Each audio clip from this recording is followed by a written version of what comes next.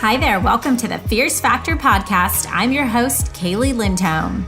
And I think it's time for us women to shift the conversation in business and step into our feminine leadership to do the most iconic work the aesthetic industry has ever seen. Each week, I'll be bringing a powerful dose of strategy, sarcasm, solutions, and sass that will rev up your creativity and ignite your brilliance as you link arms with me along our shared path of personal and professional growth in 20 minutes or less. Let's go. Hello, leader. Welcome back to the Fierce Factor podcast. You're tuning in for episode 169. And I'm back for a little unscripted conversation with you as part of our little inspired summer series. Today, I wanted to talk to you about a conversation that I had recently with a prospective client who went through CTS and found herself with this newfound vision, really excited about the potential and the possibilities and what was available to her, and was dealing with the experience of being torn or feeling like she was torn between the idea of growing her business and getting big or staying small and sort of keeping it where it was. And I actually thought it was an important topic and a really great question for us to work through, in the sense that I do believe that just about every female entrepreneur has some sort of a little inkling of this idea in her head that if I grow to a point where I actually take my business to what it's fully capable of accomplishing, I may be risking some of the really great things that I already have in my life. And what I essentially see is that our hesitancy to grow is essentially underpinned by this subconscious belief that taking our business to the next level will some way negatively impact our quality of life. And I think we have this sort of thing like innately in us, where we so desperately want to protect the things that we've worked for, that we value and cherish in our lives. And I remember going through this when my kids were young, especially Cooper, my oldest, and him being 2 years old and baby. And for me, going back to work and leaving him every day. And I had this great full-time nanny. She would come to the house in the morning, make breakfast for us before I even woke up. We had the best setup. I really had someone that I could trust to watch my kids, to watch at the time just Cooper. But I remember getting ready for work and driving around the corner every day. And she was very routine. And she used to take Cooper and put him in the stroller and walk him to the park. And I remember watching her with him in the stroller and just crying my way to the freeway and feeling so sad that I was missing out in this sort of whirlwind of emotions: mom guilt, FOMO, shame. Why am I not happy just being a stay-at-home mom? Why do I have to work? Why do I have all these big goals? Why do I have to go achieve more and more and more? How selfish am I? And I remember having all these thoughts. And I got to a point where a couple kids old enough now to dress themselves and be independent, essentially, in many ways. I got to that point where I could look back, and now I can have conversations with my boys and they'll say to me, "Wow, mom, I'm so impressed that you accomplished XYZ," or "I want to do this just like you did," or "Wow, I know what I'm capable of and what kind of possibilities are available for me." And I started to reframe that guilt and that shame that I had into this really great place where I felt empowered. And I believed that what I was doing was showing my boys that they could become anything they wanted to be in life. And I felt like, man, I crossed that hurdle and I could really help other moms understand how to work through that phase of life when they feel so tied or tethered back to something, but have this urge to grow. And then, your business evolves and you get to the next stage. And then it's hiring team and how big, and do I scale, and do I add more products and services, or run another vertical or that offer, or do I launch here or do this or that? Where do I show up? Do I want to speak on stage? Like, you're asking yourself all these questions and still find yourself, and I mean me too, right? In a place where you're back into that inflection point again, where I'm feeling like I'm straddling the line. and I'm asking myself, do I want to grow bigger or do I want to stay here? And I think what happens is that we become stuck and held back either way from making a decision one way or the other because we believe that the only way to grow is the way that we have grown up to the point we're at. So let me explain. When you are a solopreneur and you're the main operator, the main service provider, the main doer of the business, right? You're running all the things, wearing all the hats. It can be exhausting, yet you have so much control. You can push on the gas pedal whenever you want. You can push on the brake whenever you want. You could leave, you can go, you come, right? The business really only operates according to your schedule, your mood, your energy, all of those things. While yes, it can be really draining, it's actually amazing in the sense that I'm in complete control over the pace that I move myself every single day. Then you start to hire team members and now you're responsible for their payroll. Now you become fully booked. Now you have a wait list. Now you have other providers that you're booking. There's so many more complexities in the business. There's people that are literally depending on you to provide them an income to feed their families. So for you to just say, I'm going to just take some time off and slow the business down for a little bit so I can focus on myself, it's not a real possibility.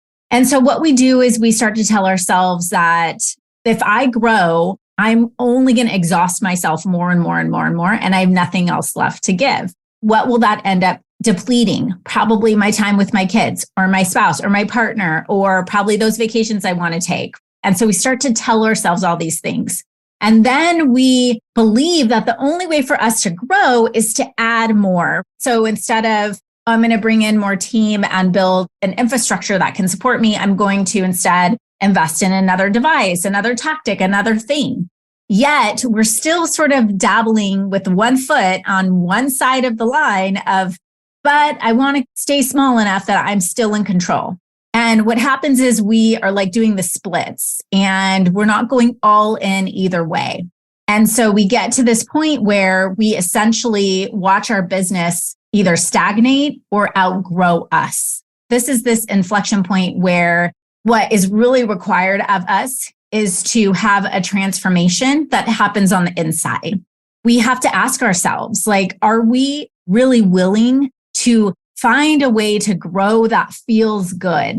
Are we willing to do it differently? Are we willing to invest in strategy, in systems, in the team that can help us so that we're growing in a way that isn't just focused on success, but that's focused on the journey or the pathway to get us there, right? It's focused on investing in the woman and who she needs to become to lead the business of our dreams.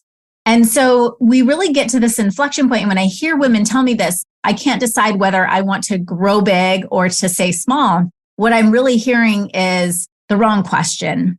This is an inflection point where the focus really needs to shift from growing my business to growing myself, putting strategy in place to put aside conventional wisdom about business growth and take a risk on yourself to go all in on you. And instead of looking for that next tactic, what are you going to do to put yourself in a place and surround yourself with the right kind of people that are going to help you make that kind of transformation? So many times we're like, have this dream and we're like 2 steps away from success. It's right there. It's so close. We could taste it, but we give up because we're so scared to lose what we've already built.